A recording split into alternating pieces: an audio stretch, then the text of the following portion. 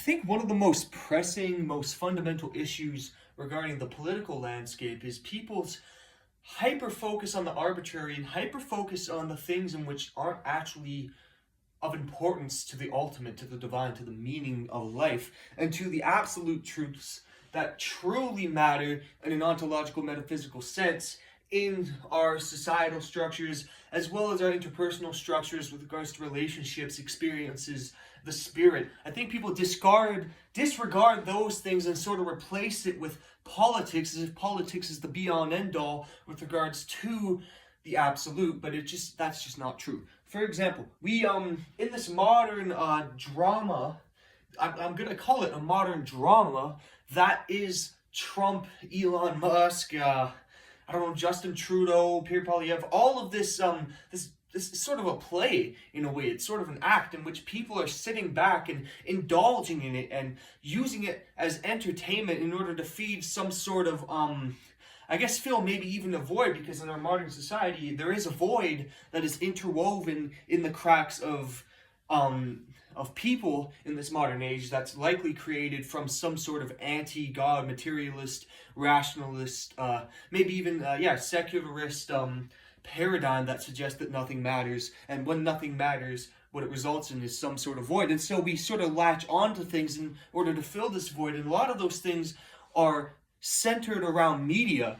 Media is some sort of centrifugal force in which what surrounds it is this sort of quick fix. Oh, I'm going to fill this void, I'm going to fill this desire with some quick dopamine in order to feel myself, sort of fill this empty void that is a result of this rationalism and this, I wouldn't say rationalism, maybe that's the wrong word, this materialism, atheism, nihilism, this emptiness that is sort of interfering in one's head, right? So people latch onto things, and I think politics is being taken in that sort of way. We seek debate and we seek things that are out there and that are crazy. When Donald Trump says some crazy thing, we're like, oh, that's different. There's not a void anymore of numbness. Something crazy happened in the world, so I'm going to latch onto that because I'm so used to being in this numbness due to my dopamine addictions that anything that's outside of that trap that I'm so desperate for, I latch onto. And I think that connects to a bunch of things, whether that be politics. I do feel as if it fits in that category, or things like pornography, drugs, other forms of hedonistic actions. I feel like that is just people trying to gain something in a life that is flat and numb due to the things that they're reaching for. It's like a vicious cycle, because someone who's addicted to porn, for example, he will become numb and he will become soulless and empty emotionally because of that porn addiction, right? So he'll feel flat. His emotions will be flat. Maybe a couple ups and downs here and there, but it's fundamentally flat. And so he or she copes with that flatness by latching onto something that will give him or her a spike, and that spike can be gained by going on porn, but then that's going to cause more flatness, which will then porn is going to be the coping mechanism for that flatness, and then it's just a crazy cycle. So people get addicted to porn. Media, and what's media? Politics. Politics has clouded the media, and so people get addicted to the news, to media, to social media with regards to politics and all these other things.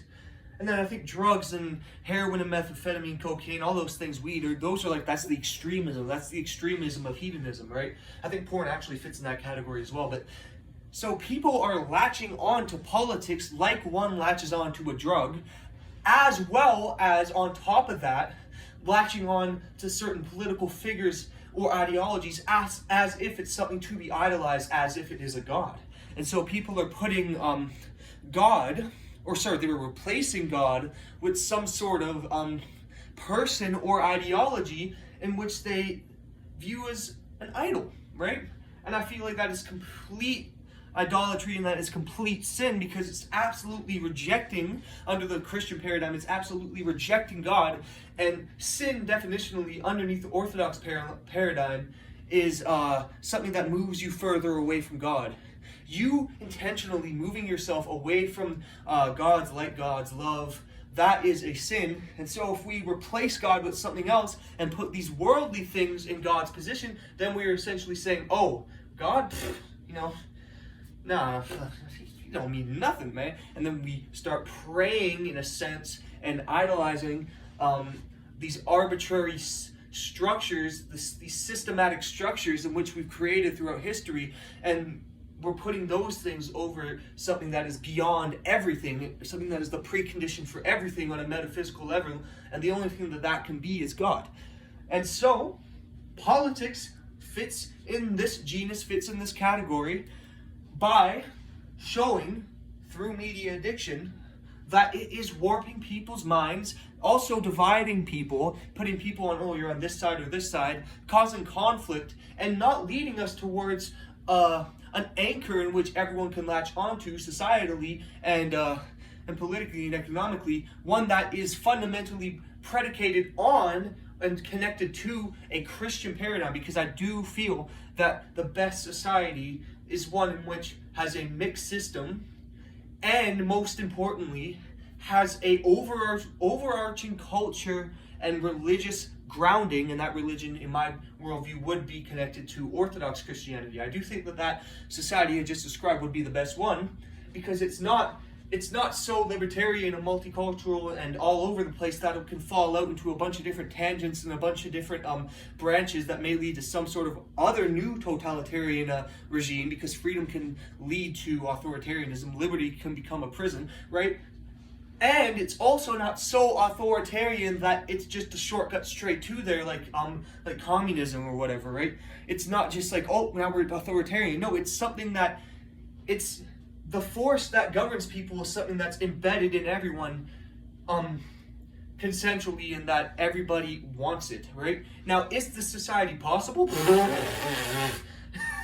No, it's not possible. Can we get closer to it? Absolutely. And we get closer to it by ridding the world of ideologies that reject it. So ideologies that are completely anti-Christian, to the extent in which there's people who want to kill Christians. There's people who want Christians to be prosecuted and silenced. Those ideologies that are repressive and totalitarian in their nature and reflect certain ideologies like Maoism or Marxism, right? These modern branches of Marxism, as James Lindsay puts in his lectures, these branches of Marxism, whether it be critical race theory, the queer theory, or modern crazy radical feminism, all these Marxist branches that lead to certain totalitarian sort of actions. All of those things should be taken care of as what they are. So we should look at them for what they are: Marxist, extreme socialism, and then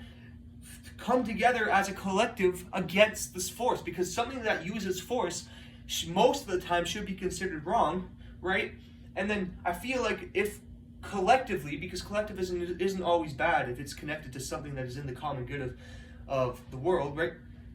Use a collectivist incentive to try to rid the world of these extremist branches, and also get rid of the people who are trying to semantically change definitions in order to bring people into these Marxist variants through whatever manipulation tactic, because those people are also under a Marxist variant of semantics, right? So, now how did I get here from why political landscape? Yeah, so the political landscape is wrong because people treat it as a drug, and it's also wrong because there's a lot of manipulation that goes on, and what I just described is definitely an example of manipulation. It's a huge example of manipulation. And I described the sort of extreme left side of it. There's also people on the extreme right, whether that be people like, I don't know, no one really cares about him anymore, but Andrew Tate, and in some, actually quite a bit of instances, Trump is falling into that category of sort of this alt-right, illogical, purely emotional populist narrative in which there is no strive for what is true or what is false, but rather more of a play that's being acted by a bunch of high-ups, right? A bunch of higher-ups. And I feel as if that's not leading to anything that is factually based, and anything that is fundamentally not factually based will lead to a lie, and lies are not good. And I do feel as if, with all this stuff going on, that the right is just as guilty, maybe not quite as guilty, but just in certain areas just as guilty with regards to using manipulation tactics in order to get people in certain almost cult-like religions towards certain ideological premises. And that's something the left does very well, or sorry, the extreme Marxist left does very well. They try to sort of create this cult-like narrative when with like this whole transgenderism stuff, sort of Gnosticism, in which people wish to transcend the norms and re-normalize society into an infinite spiral, never ending into eternity, right?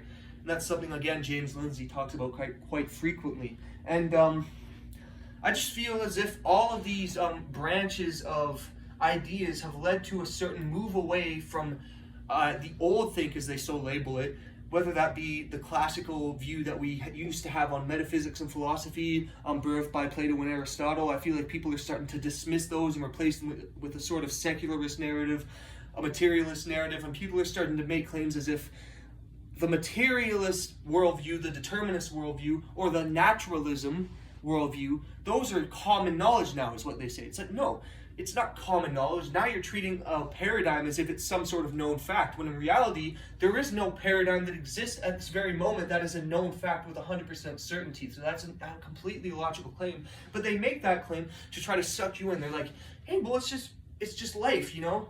That's something a lot of capitalists also say. They're like, oh, capitalism is just a system that's reflective of what life just is, you know? It's just life. It's like, no, it's not. Capitalism is its own system with its own flaws and its own positives that, honestly, God transcends. God is not limited to the premises bestowed by capitalism. He is not. No, God is the precondition for us to even be able to have any worldviews at all. And I think that is why God ought to be the uniting anchor that keeps a society together in the society in which I just described earlier. So, anyways, one thing you can take from that insanity is this: politics is secondary to what is the precondition for it, and that is God. And that is what the Orthodox faith truly promotes. And I've heard people like Father Spyridon talk about that. Sam Shamoon, I've heard Jay Dyer talk a lot about that. So, yeah, anyways.